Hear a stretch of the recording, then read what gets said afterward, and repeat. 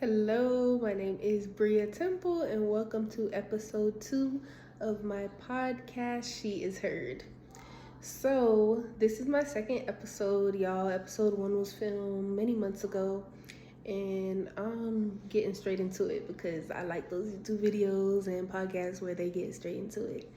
So, this is going to be a testimony podcast about how God moved me and my family to a whole nother state quickly and in a hurry and told us not to bring anything.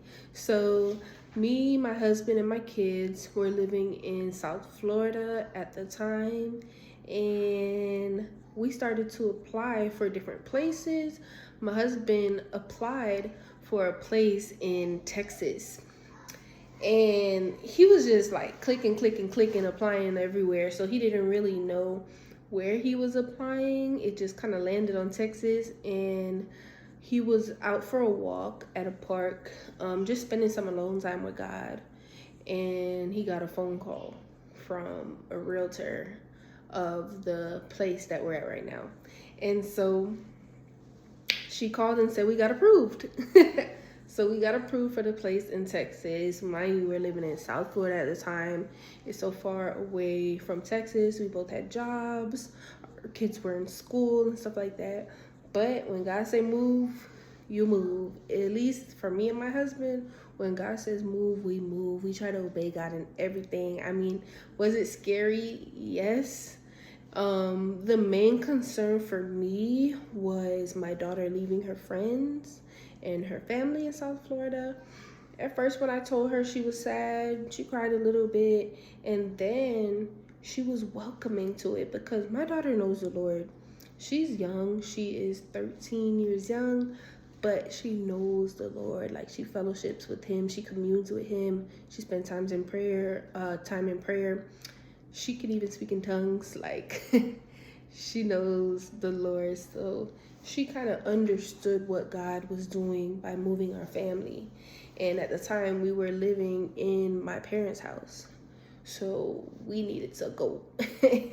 Anybody that ever lived with their mom in their adulthood, y'all know, like, nah, it's time to go. Our time was expired. We was ready to get up on out of there, okay? So God made a way. Now, let me tell you how quickly things started to happen for us after they called him and said he got approved. So the approval doesn't just stop there. You have to make sure you have first, last deposit. We got to make sure we can get on over to Texas. We got to make sure we have gas in the car. We settle everything that we needed to in Florida. So this is what happened. Like, I randomly, a couple of days after my husband got approved for our new place, got a notification to my phone saying that a check is coming for me from my school. And I was doing school at the time online, and I haven't gotten a huge check from them in a while. Like, I've gotten a check from them before, but in a while it hasn't been huge. It's just been like a couple $100. My school texted me saying that there was $1,000 check coming. I was so shocked, and I called my husband right away when I got that text message. I was at work. I remember I was working at Amazon when I got that text to my phone, and I called him, and I was like, Mike, I'm about to get $1,000 check from my school. Like, this can go towards first, last, and deposit. I know this is God. I'm gonna follow you, because usually, like, my husband will try to find a place, and I want to make sure, us women like to make sure it's the right place, it got the right amenities, like stuff like that. And we love our kitchen, so we want to make sure the kitchen is nice. I wanted to, make sure that I approved of the place. But in this instant and in this circumstance, I let my husband take full control of the process. And I believe that's how God started our breakthrough with this moving process, because I literally let him take full control. My hands were not in it. He picked the place. He spoke to the people and the representatives. He did the application for the place. All I asked, I was like, babe, can I please just read over your application to proofread it and stuff like that? He was like, yeah, I'm gonna let you do that. I said, okay. So That's the only thing I did was proofread what he had already started in the application process. So anyways, wives, this is a lesson for us to submit to our husbands, in all things. It's okay to have our input, of course. We're not like robots. Sir, yes, sir, but it's okay for us to let him take the lead, especially in important matters like when we're gonna live, stuff like that. But he did let me decorate the house. So anyways, so let's get into what else happened. So I got that check from my school, and also my husband got 2 random checks in the mail. Random. One of them was for some like lawsuit or settlement from an old job he had back in Cali. My husband's from Cali, y'all. He was born and raised in Oakland. So random check from a company that he worked for in Richmond, California. Like, and he got that check, and then he got another check from, I think it was like a credit company. And those 2 amounts of the checks was the exact amount that we needed to complete finishing the first lesson deposit. So first my check came, then his 2 checks came, and then that week it was like really busy for like side gigs, and me and my husband did a side gig called Spark, where it's like Walmart delivery. Yeah, so we were just getting orders after orders, and we ended up getting all of the money needed to move, and then some. Like, God really came through for us, and we was able to get gas money to drive over there, because we needed our car over there, and shipping cars nowadays is like $1,500 to $2,000, probably more than that, because last time I checked was probably 2019 to ship cars. So we decided to drive over there. Took us about 2 days, 2.5 days, and we drove in our car. That way we'll have our car, when we're over there. And so it just, everything that happened with money, in regards to money and going over to Texas, took 2.5 weeks. It took 2.5 weeks to get like multiple $1,000s, and we barely could even like make ends meet when we were in Florida. Like, it doesn't make sense to the natural mind. It doesn't make sense to the natural eye. But God, he knew what he was doing when he moved us here. He wanted us to be here that bad that he said, boom, I'm gonna just supply your needs. In 2.5 weeks, y'all gonna be able to come here, because this is the place that I have for you. Like, think about the Israelites. Think about the Israelites, before they went to their promised land. Moses had to bring them out, and God knew all along that they would be on the other side, that they would be in the promised land, even though a lot of them didn't make it because of disobedience. Yeah, your pastors don't tell y'all that part. A lot of them didn't make it because of disobedience. My husband looking at me. But yeah, we obeyed God, and we done moved. We packed up.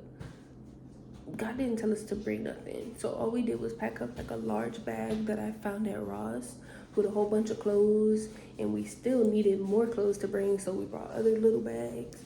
And like, I brought my t-shirt printer, and that's it. We didn't bring much. We brought a wagon, because we like to pull and push Joshy in the wagon, and when we do our side gigs, we like to bring the wagon with us. So that's what happened, and we are here.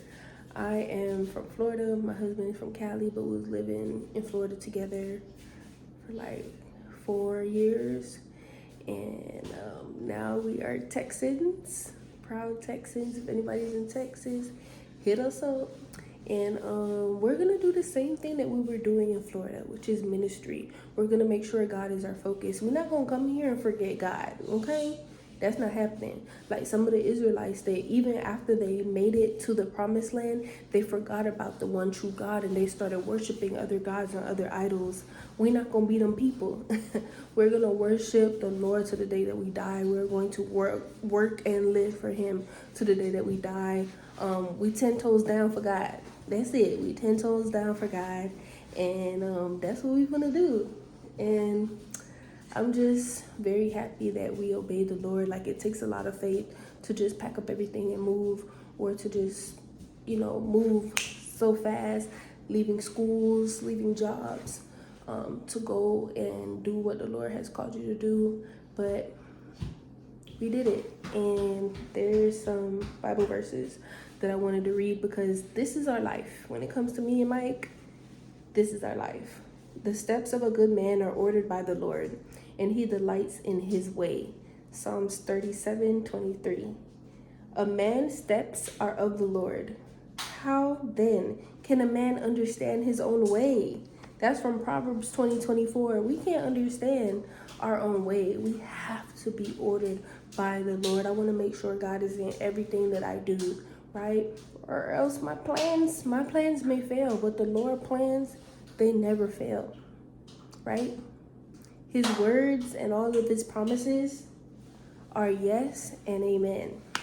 So it's gonna happen, right? So that's our quick little testimony on how we came here. And if you have any questions, if you need prayer, go ahead and hit me up. We have Bible studies every Monday night at 8 p.m. Eastern Standard Time, and it's gonna be 7 p.m. Central Time. And I forgot what time Pacific that is for my Cali people. And also, we have a prayer call that's every Wednesday morning at 7 a.m. Eastern time. So that's 6 a.m. my time in Texas. And we're gonna be up praying, interceding, whatever the Lord has me pray for that topic. We pray together. Usually I'm the main one praying, but if anyone else wants to step up and pray, they can. We drop prayer requests. We keep each other accountable. If there's a need, then we'll meet that need for somebody. Like I was saying, if there's a need, we'll meet that need for somebody.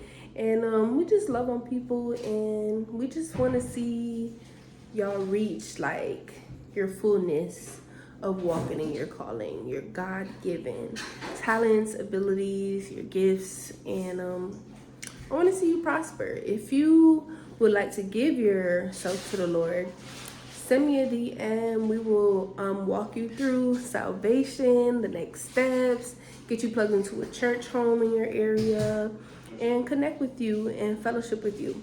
All right, thanks for tuning in, y'all. Bye.